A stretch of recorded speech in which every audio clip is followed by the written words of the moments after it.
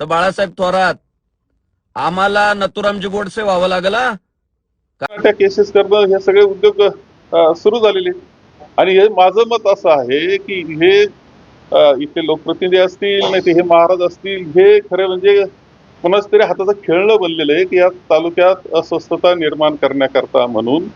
आणि हे महाराष्ट्रात असेच वक्तव्य करत फिरत असतात, ही वस्तुस्थिती आहे.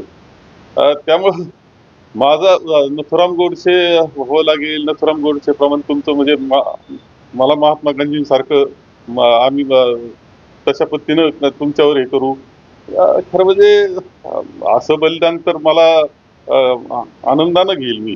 जर कुणी तत्वाकरता विचाराकरता म्हणून आम्ही जगत असताना कुणी जर आमच्यावर असा नथुराम गोडसे आमच्या पुढे आला एखादा, तर ते बलिदान घेण्यामध्ये मला आनंद आहे, तुम्हाला स्पष्टपणे सांगतो. मी महात्मा गांधी नाही, पण त्या वैचारिक आपल्या आपल्या विचाराकरताचं बलिदान हे आनंदानं स्वीकारण्याची तयारी माझी आहे.